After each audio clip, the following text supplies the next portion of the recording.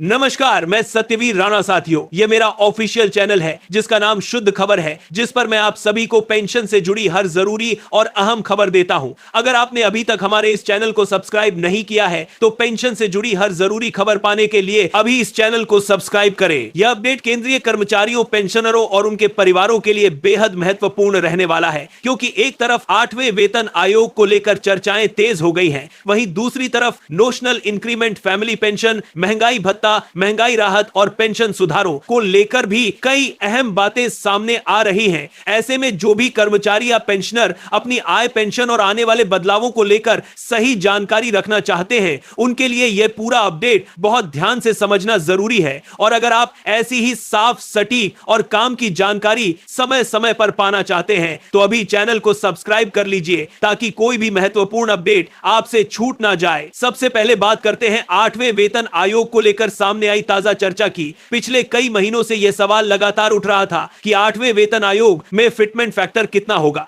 अब जो नई रिपोर्ट सामने आई है उसमें यह दावा किया गया है कि अलग अलग लेवल के लिए अलग अलग फिटमेंट फैक्टर इस्तेमाल किए जा सकते हैं, यानी यह जरूरी नहीं है कि सभी स्तरों पर एक ही अनुपात लागू किया जाए। रिपोर्ट के अनुसार लेवल 1 से लेकर लेवल 5 तक के लिए फिटमेंट फैक्टर लगभग 3 तक हो सकता है। इसका मतलब यह है कि सबसे निचले स्तर के कर्मचारियों के वेतन ढांचे में भी बेहतर सुधार देखने को मिल सकता है। इसी तरह लेवल 6 से लेकर लेवल 9 तक के लिए फिटमेंट फैक्टर करीब 3.05 बताया जा रहा है। इस दायरे में आने वाले कर्मचारियों और अधिकारियों को भी लाभ मिल सकता है। लेवल 10 से लेकर लेवल 13A तक के लिए संभावित फिटमेंट फैक्टर लगभग 3.10 बताया गया है। यह श्रेणी उन कर्मचारियों की है जिनकी जिम्मेदारियां और पद दोनों अपेक्षाकृत अधिक होते हैं। इसके बाद लेवल 14 से लेकर लेवल 16 तक के लिए फिटमेंट फैक्टर करीब 3.15 की संभावना जताई जा रही है। वहीं लेवल 17 और उससे ऊपर के लिए 3.20 से 3.25 तक की चर्चा है। अगर ऐसा होता है तो उच्च स्तर के अधिकारियों के वेतन ढांचे में भी बड़ा बदलाव देखने को मिल सकता है। लेकिन यहां एक बहुत जरूरी बात समझनी होगी, यह सब अभी केवल संभावनाएं हैं। अभी तक सरकार की तरफ से कोई आधिकारिक घोषणा नहीं हुई है। किसी रिपोर्ट में जो अनुमान दिए जाते हैं वे अंतिम निर्णय नहीं होते। सरकार और वेतन आयोग के पास यह अधिकार होता है कि वे इन सुझावों को जैसा उचित समझे वैसे संशोधित करें। इसलिए इस समय किसी भी आंकड़े को अंतिम मान लेना जल्दबाजी होगी। फिर भी यह बरजान किसी समझे का जल्दबाजी होगी। वे अंतिम निर्णय नहीं होते। सरकार और वेतन आयोग के पास यह प्रति होगी। यह बरजान के साथ इस तरह से आंकड़े का जल्दबाजी होगी। यह अंतिम निर्णय नहीं होते। साफ है कि 8वें वेतन आयोग को लेकर उम्मीदें बढ़ गई हैं और कर्मचारी वर्ग इसे बहुत करीब से देख रहा है। अब एक और अहम बिंदु पर आते हैं जो फिटमेंट फैक्टर से जुड़ा हुआ है। अक्सर यह सवाल उठता है कि क्या सभी को एक ही फिटमेंट फैक्टर मिलेगा। असल में इसका जवाब परिस्थितियों पर निर्भर करता है। फिटमेंट फैक्टर का उपयोग दो अलग अलग उद्देश्यों के लिए होता है। पहला उद्देश्य पेंशन रिवीजन से जुड़ा है और दूसरा उद्देश्य वेतन मैट्रिक्स तैयार करने से जुड़ा है। जब नया वेतन आयोग लागू होता है तो पेंशनरों का बबाजमात कर दिया है। जब देखने की मौजूद है 200 समय से जो कि साथ करते हैं, जब बंदा करते हैं कि बेसिक पेंशन को संशोधित करने के लिए एक समान गणना पद्धति अपनाई जाती है। 7वें वेतन आयोग में भी लगभग सभी पेंशनरों के लिए 2.57 का फिटमेंट फैक्टर इस्तेमाल किया गया था।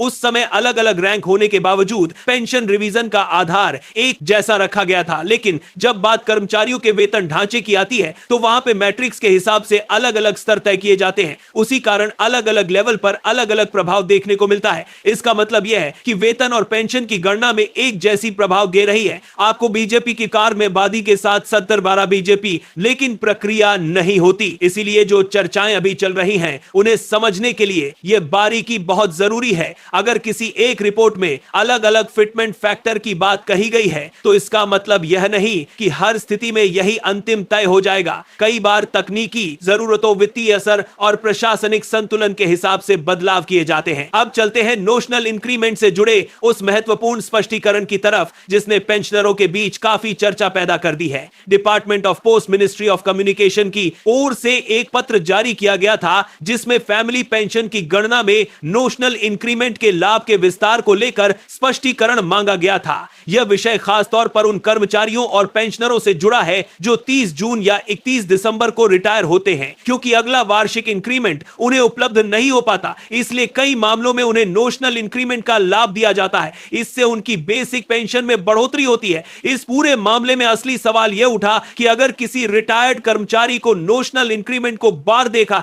लेकिन इस सभी के अंदर को एक पारी के अंदर नहीं करने के लाभ दिया जाता है। आप देखिए, साथ आज की जमकार का देखा था, उसके साथ नहीं करने के लिए पांच आती है और स्पूर कर रहा है, नहीं करने के लिए बार देखा है, और साथ इंक्रीमेंट के आधार पर बढ़ी हुई पेंशन मिल रही है और बाद में उसकी मृत्यु हो जाती है, तो क्या उस बढ़ी हुई पेंशन के आधार पर फैमिली पेंशन तय होगी या नहीं? यही वह बिंदु था जिस पर स्पष्टीकरण की जरूरत पड़ी। डिपार्टमेंट ऑफ पोस्ट ने यह प्रश्न डीओपीटी के सामने रखा। इसके जवाब में जो टिप्पणी दी गई उसमें पुराने आदेशों का हवाला दिया गया। खासकर पुराने आदेशों का उल्लेख करते हुए यह कहा गया कि नोशनल इंक्रीमेंट का लाभ केवल पेंशन निर्धारण तक सीमित रहेगा। इसका सीधा अर्थ यह है कि नोशनल इंक्रीमेंट से जो बढ़ी हुई पेंशन मिलती है वह लाभ केवल संबंधित कर्मचारी या पेंशनर तक सीमित रहेगा। फैमिली पेंशन तय करते समय उस बढ़ी हुई पेंशन को आधार बनाकर अतिरिक्त लाभ नहीं दिया जाएगा। यानी अगर किसी पेंशनर को नोशनल इंक्रीमेंट की वजह से अधिक पेंशन मिल रही थी तो उसकी मृत्यु के बाद परिवार को मिलने वाली फैमिली पेंशन पुरानी मूल पेंशन के आधार पर ही तय की जाएगी। नोशनल इंक्रीमेंट से जो अतिरिक्त लाभ मिला था वह फैमिली पेंशन की गणना में शामिल नहीं किया जाएगा। यह फैसला कई परिवारों के लिए निराशाजनक हो सकता है, लेकिन फिलहाल यही प्रशासनिक स्थिति स्पष्ट की गई है और यही वजह है कि पेंशनरों और उनके परिवारों के बीच इस विषय को लेकर काफी दिलचस्पी बनी हुई है। कई लोगों का मानना है कि अगर किसी कर्मचारी को सेवानिवृत्ति के समय बढ़ी हुई पेंशन का लाभ मिला है तो परिवार को भी उसी आधार पर राहत मिलनी चाहिए, लेकिन फिलहाल विभागीय व्याख्या इसके पक्ष में नहीं दिखाई दे रही है। इसीलिए इस मुद्दे पर आगे कोई नया आदेश आता है या नहीं यह देखना होगा। और ऐसे ही अहम अपडेट के लिए शुद्ध खबर चैनल को सब्सक्राइब जरूर करते हैं तो सब्सक्राइब जरूर करते हैं तो सब्सक्राइब जरूर करते हैं तो सब्सक्राइब जरूर करते हैं कि सब्सक्राइब जरूर करते हैं, लेकिन वो भी सब्सक्राइब जरूर करते हैं तो सब्सक्राइब जरूर करते हैं तो सब्सक्राइब जरूर करते हैं तो सब्सक्राइब जरूर करते हैं, लेकिन वो भी जाती है तो सब्सक्राइब जरूर करते हैं तो सब्सक्राइब जरूर करते हैं तो सब्सक्राइब जरूर करते हैं। और ये बात 200 सकते हैं लीजिए, क्योंकि पेंशन से जुड़े नियम अक्सर छोटे लगते हैं लेकिन उनका असर बहुत बड़ा होता है। नोशनल इंक्रीमेंट से जुड़ा यह स्पष्टीकरण सिर्फ फैमिली पेंशन तक सीमित नहीं है बल्कि अन्य रिटायरमेंट लाभों पर भी इसका प्रभाव देखा जा रहा है। पहले से ही यह सांसा साथ ही ये देश ऐसे से किसका देश नहीं देखा, ये देश नहीं देशा देश नहीं, ये देश ऐसे से देश, ये देश ऐसे से देश, सरपत चारकर ऐसे से जानते वो कमा कर दिया देना चाहिए। स्पष्ट किया जा चुका है कि ग्रेच्युटी कम्यूटेशन लीव, इनकैशमेंट और अन्य सेवानिवृत्ति लाभों में भी इसका सीधा लाभ हर जगह नहीं दिया जाएगा। अब फैमिली पेंशन को भी इसी दायरे में शामिल माना जा रहा है। इसका अर्थ यह है कि नोशनल इंक्रीमेंट हर लाभ पर स्वतः लागू नहीं होता। जहां नियम इसकी अनुमति देते हैं वहां इसका उपयोग किया जा सकता है, लेकिन जहां विभागीय आदेश इसे सीमित रखते हैं वहां इसका विस्तार नहीं किया जा सकता। अब बात करते हैं महंगाई भत्ता और महंगाई राहत की, जो हर कर्मचारी और पेंशनर की मासिक आय पर सीधा असर डालते हैं। उपभोक्ता मूल्य सूचकांक के आंकड़े जारी हो चुके हैं। इन 4 महीनों के डाटा के आधार पर मौजूदा महंगाई भत्ता और महंगाई राहत 60% से बढ़कर 62% के ऊपर पहुंचती दिख रही है। यह अपने आप में एक महत्वपूर्ण संकेत है। अब बाकी 2 महीने के आंकड़े आने हैं और उन्हीं के आधार पर अंतिम संशोधन तय होगा। अगर आने वाले महीनों में महंगाई सूचकांक में कोई बड़ा उछाल नहीं आता और स्थिति लगभग स्थिर बनी रहती है तो संभावना है कि महंगाई भत्ता और महंगाई राहत 3% तक बढ़ सकती है। लेकिन अगर आने वाले महीनों के आंकड़ों में और बढ़ोतरी दर्ज होती है तो यह वृद्धि 4% तक भी पहुंच सकती है। यानी फिलहाल जो रुझान सामने आ रहा है वह केंद्रीय कर्मचारियों और पेंशनरों के लिए राहत वाला हो सकता है। हर प्रतिशत तक बढ़ सकती है और केंद्रीय कर्मचारियों और पेंशनरों के लिए राहत वाला हो सकता है। हर प्रतिशत तक बढ़ सकती है। महीने के बढ़ते खर्च को देखते हुए यह वृद्धि लोगों के बजट पर असर डालती है, इसलिए यह अपडेट बेहद अहम है। इसी बीच कर्मचारी संगठनों की ओर से भी अपनी मांगों को फिर से सामने रखा गया है। जेसीएम के सचिव श्री शिव गोपाल मिश्रा की तरफ से 8वें वेतन आयोग की कमेटी को एक मांग पत्र भेजा गया है जिसमें पेंशनरों से जुड़ी कई पुरानी और जरूरी मांगे शामिल की गई हैं। इस पत्र में कम्यूटेशन रिकवरी की अवधि को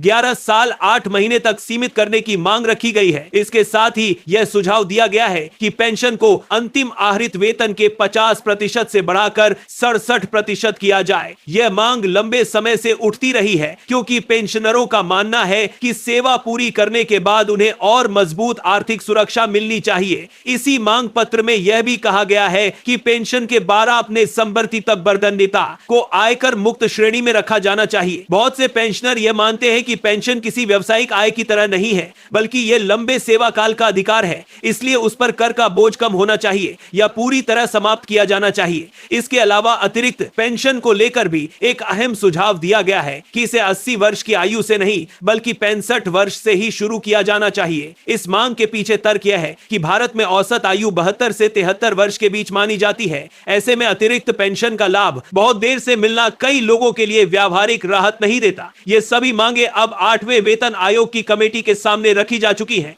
अब यह देखना होगा कि समिति इन पर कितना गंभीर विचार करती है और किन बिंदुओं को आगे बढ़ाती है। कर्मचारी संगठनों की भूमिका यहां महत्वपूर्ण है, क्योंकि वे सरकारी कर्मचारियों और पेंशनरों की वास्तविक समस्याओं को सामने लाने का काम कर रहे हैं। लेकिन अंतिम निर्णय सरकार के हाथ में रहेगा, इसलिए यह समय बहुत अहम है और हर छोटी बड़ी रिपोर्ट को ध्यान से समझना जरूरी है। ऐसे ही काम की जानकारी आगे भी मिलती रहे, इसके लिए शुद्ध खबर चैनल को सब्सक्राइब करना बिल्कुल ना भूले। एक बात और साफ तौर पर समझनी चाहिए कि आने वाले महीनों में केंद्रीय कर्मचारियों और पेंशनरों के लिए कई नए मोड़ देखने को मिल सकते हैं। 8वें वेतन आयोग की दिशा, फिटमेंट फैक्टर की अंतिम स्थिति, नोशनल इंक्रीमेंट पर आगे की व्याख्या, महंगाई भत्ते में संभावित बढ़ोतरी और पेंशनरों की पुरानी मांगों पर सरकार की प्रतिक्रिया, यह सभी बातें आने वाले समय में चर्चा का केंद्र बनी रहेंगी। इसलिए जो लोग हत्थे में कभी दांडी चर्चा की बात किस तरफ करी, ये सभी बातें का सरकार में चर्चा का केंद्र बनी रहेंगी। केवल आधी जानकारी पर फैसला कर लेते हैं, उन्हें रुककर पूरे संदर्भ को समझना चाहिए। एक नियम, एक आदेश या एक स्पष्टीकरण कई परिवारों की आर्थिक स्थिति को प्रभावित कर सकता है। अगर आप चाहते हैं कि ऐसी ही हर जरूरी खबर आपको सबसे पहले और सबसे साफ तरीके से मिले, तो अभी एक बार सब्सक्राइब जरूर कर दीजिए, क्योंकि सही जानकारी समय पर मिलना बहुत जरूरी होता है। कई बार एक ही अपडेट से पूरा हिसाब बदल जाता है। और हां, अगर आप इस तरह की खबरों को नियमित रूप से देखना चाहते हैं तो शुद्ध खबर चैनल को सब्सक्राइब, जानकारी समय पर मिलना जारू है और जैसे लिए करके जुड़े रहिए। इससे आपको नए आदेश, नई रिपोर्ट और नए स्पष्टीकरण सबसे पहले मिलते रहेंगे। कुल मिलाकर आज के अपडेट में सबसे अहम बात यह है कि 8वें वेतन आयोग को लेकर